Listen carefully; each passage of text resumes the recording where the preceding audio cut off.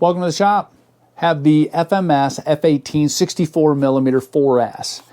It is a little plane with a lot of detail. This is their high fidelity version, so it's a new plane, new color scheme, and kind of that aggressor setup for flight school, being the enemy kind of thing. Really sharp. I mean, all the details, like they say it's high fidelity. Well, a lot of little fiddly pieces all over the place. I say fiddly, but I mean, they're details, significant details. A lot of stuff to hang, and this all pops off so you can fly it with it or without it. It's kind of a nice thing. Also lights, nav lights, which is something that they've been doing. Everybody loves lights. So in this video, I'm going to highlight the parts assembly, which went super easy. I already kind of talked a little bit about the Maiden. Didn't go overly well. Had to work a little bit. I screwed up on how I had some of the throws. And then we're going to come back here in the shop after, finally get this thing flying pretty good. And then talk about the highlights of the plane and who's it for. Hey, if you have questions, leave a comment. If you like what I'm doing, hit that like button. I appreciate it. Stick around. All right, here's all the parts of the FMS 64mm F-18. Pretty simple setup. A lot of stuff to go on the plane. Real quick, just weighed all of the stuff here, and it's about 64 grams or so, close to 2 ounces. Everything is foam hinged, vertical stabilizer, no rudder. Pretty simple. These parts are going to get glued onto the fuse, similar to the F-16 64mm. These bolt on. They have nav lights, so kind of nice. They've been adding some of those. Yeah, this is called their super high fidelity version, and truthfully, I mean, they've got a lot of decals that are quite detailed all around this thing. So they've put some effort into making this plane look as scale and as nice as possible. Kudos to them. The color scheme is different. I'm not quite sure where the color scheme comes from. Maybe it is an aggressor for training, imitating a Russian plane, perhaps, because it's more of a Russian color scheme. That's what I would assume. But I'll do some detailed research on that. Unless, if you know something, leave a comment below that's what this design is all about. Anyway, I'm going to go through process. Excuse me. I'm going to do an assembly, put it all together, show you any of the pieces and parts that kind of I didn't care for or had to make some modifications to. Got a lot of wires here we'll deal with. Got a nice long cable for the power, and probably have a pretty long cable for throttle, and we have reverse thrust. If we think we need it, we can set that up. So anyway, there we go. Take you along. The assembly of this couldn't be any simpler. Simply, you're putting on the carbon fiber tube for the wings, slide those on, make sure the cables are all plugged in and tucked in, screw it on, and that's it. The wings are on. The vertical and horizontal stabilizers need to be glued on. So I prep it. And so by that, I mean, I'll score everything. I'll score the parts, both the interior, the parts of the fuselage, as well as the actual stabilizers themselves. Then I go through and clean it all with alcohol, just to make sure we're getting rid of any kind of residue that might be on there. After that, it's a simple process of using some foam tack. All right, now's a simple process of centering servos. So that's a process, obviously, of binding it to your transmitter and making sure that file wasn't copied to one of your previous versions that had a whole bunch of trimming done, which means then everything's still off center. Make sure everything's zeroed out before you unplug and start putting on all the control rods. Putting on the landing gear couldn't be any simpler. Basically, you're pushing on that front oleo strut onto there's a little wire that pops down, and there's a flat spot on it. That strut only goes in one way, and it has a grub screw. Tighten the grub screw. I put some Loctite on that too, blue. The other, as far as the mains, pretty simple. Those snap into place, and then you have these covers that cover them up, and you screw down the 4 screws, and you are done. The battery compartment's a little tight, and so a lot of the wires were wrapped around the power cord for the ESC. So tried to eliminate that to make it so the power cord was kind of on its own, if you will. Made sure the receiver, everything's plugged in properly, and frankly, I shoved that receiver backwards as far as I could and had the antennas sticking out the front, where then I put one on as a horizontal on one side of that battery compartment and the other one in a vertical. All right, all done. I got to be honest, I've already been flying her a little bit. Didn't get a chance to do a pre-flight review of all the pieces and parts. One, the assembly, cakewalk. Everything about it was super simple. I mean, the plane is small, easy to assemble, couple screws, a little bit of glue, done. Only part I had, and it was, fiddly and it kind of a pain, is this tight area and these straps. Love the straps. Love straps with buckles, but there's no room. Okay, so it made it a little difficult, especially when you're trying to put a battery in and you got these buckles, and if they're too far up, they don't buckle right. If they're too far down, you can't get into them. And then you got the Velcro. What I would recommend is, because the battery was pretty much right here in the center, maybe a little back, mine weighed about, I want to say around 230 grams. And so they were a little past that little mark, that past the Velcro. One strap is sufficient, or yank out the strap altogether and just use Velcro. It's up to you, but that was the part that just kept frustrating me, is trying to get a battery pack in here and fart around with it. Anyway, that was it. As far as on the assembly, it was a cakewalk. Receiver shoved all the way back there. The antennas are coming out here, where I have them Blenderm taped to the sides. And that was fine. Range check worked great. It's a Lemon 7-channel, worked fine. No gyro, no nothing. And to be honest, I flew it, quite a bit, and I didn't have any issues with it. So anyway, all right. So let's do some flying, and I'm going to go over in the flights. The Maiden. I'll explain it. Let me talk real quick about the throws. I'll put in, obviously on my setup page, I'll put in what my throws were, but something to think about. Couple things. One is I had way too much on the aileron on my Maiden, and I didn't do what I normally do, which is set up multiple rates, high, medium, low. I just went with one. Whole issue I'll explain sometime in another video. But anyway, it turned out, I needed 9 millimeter. I had it at 9. 8 probably is fine for aileron. Elevator, I ended up at 18. It was good. I probably could have gone up more, but I didn't need any. A lot of expo. Aileron, I don't know, 35 expo. I probably could have done even more to smooth things out a little bit, because it really needed it. So just a word of caution on that. Also, if you don't have one of these little devices, they're really handy for measuring some of that stuff. So anyway, just thought I'd touch base on that. Hopefully all will go good. One more test. All right, let's go.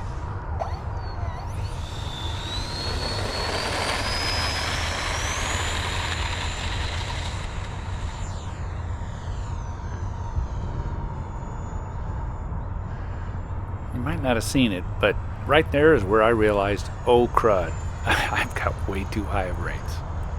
She's pretty zippy. She is.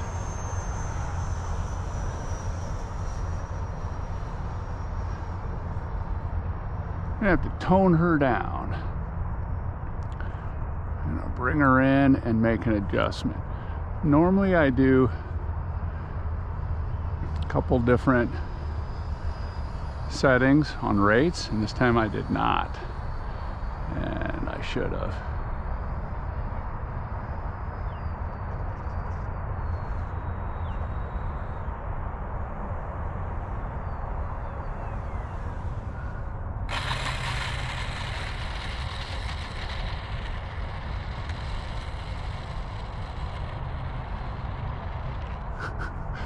Oh, I should have put on multiple rates on that. She was super sensitive. Yeah, I like it. Yep.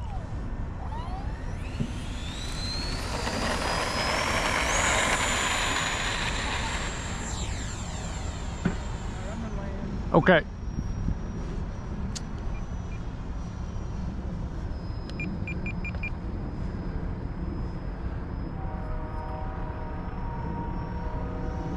Prior to this flight, I had the ordnance on, which requires a bunch of up elevator. So when I took those off and made this flight, well, I had to trim down.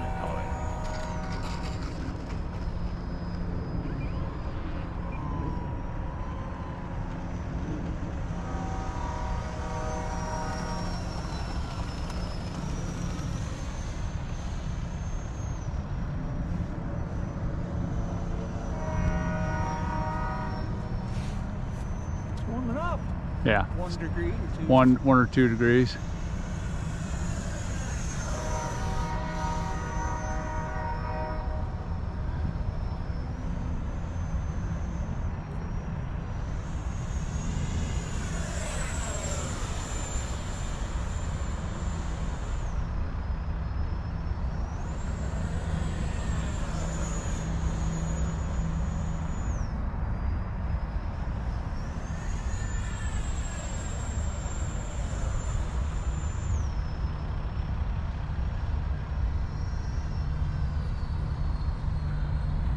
Trying to get a landing in here.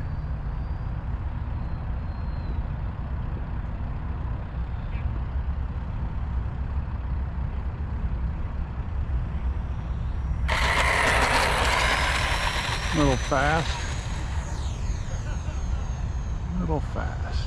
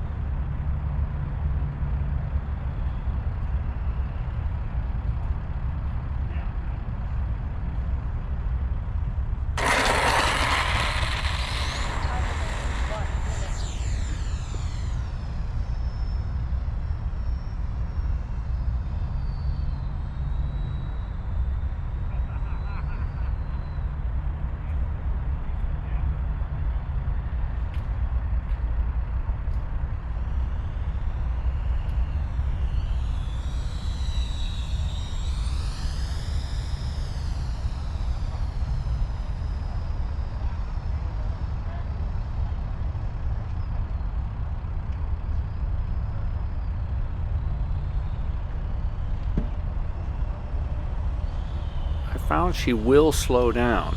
Obviously she doesn't like to turn when she's going slow. She'll drop a wing pretty hard, but for the most part I know we can land her a lot slower than I am.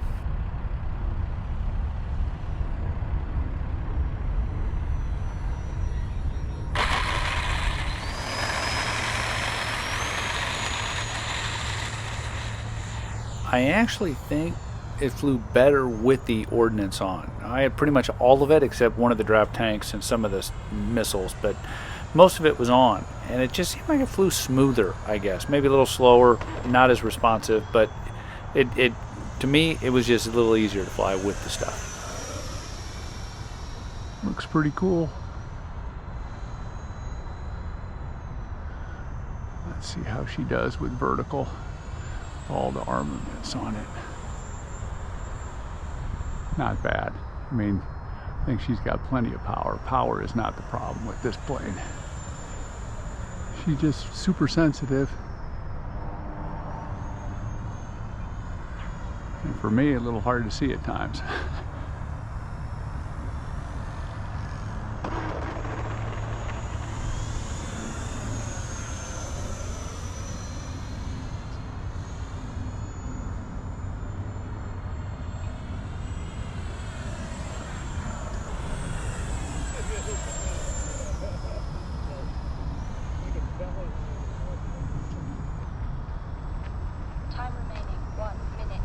Earl, I got 1 minute on my timer. Okay. Going around again or coming in? I'm gonna go around again. So if you're going up, go.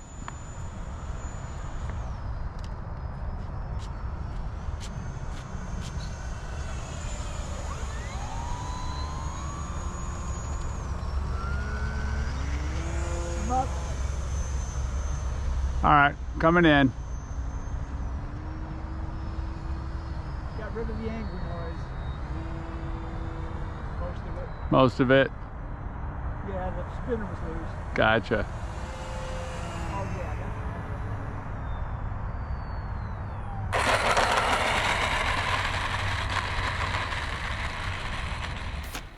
Welcome back. All right, let's talk about a couple things. Let's talk about the appearance. And as I've said before, I like the look of it. The color at first, but just all the other pieces and parts on it, the appearance of the plane, the details of the plane, I give it a thumbs up. It's very, very solid. The way it went together on the assembly, really good. The only thing I don't like is that interior battery compartment and the Velcro and the two straps. You know, I mentioned it before, you figure out what you like to use, but there's enough room in there for a 2200. You ain't getting anything else in there probably. 2200 fit just perfect. Performance, I was very happy. I've been happy with several of the 64mm EDFs that FMS is putting out. Plenty of power for vertical, plenty of power to do the maneuvers that I want to do and how I like to fly it.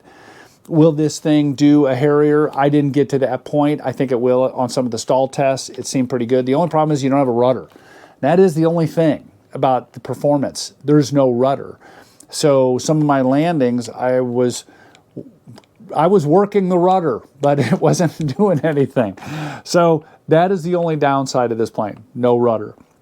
Other than that, I think it's a fun plane, good looking plane. Who's it for? Not for beginners. That's who it's for, not beginners. This is for somebody who can handle a fast, small, maneuverable plane. That, you know, if you're used to that, you're going to like this. It's a fun plane. It's a low-cost plane relatively. I didn't fly it with a gyro. Don't think it needs one, but if you have one in there, maybe it enhances it in some way. But for me, I didn't put one in and had a good time flying it. So if you're interested in this plane, there's a link in the description below. Hit that like button because it does really help me out. You might not realize it, but hitting the like buttons help out our YouTube channels. So if you're watching a video and you're entertained by it or educated by it, hitting the like button really helps us out. Like I said, if you have a question, leave a comment, and have a great day. Thanks for watching.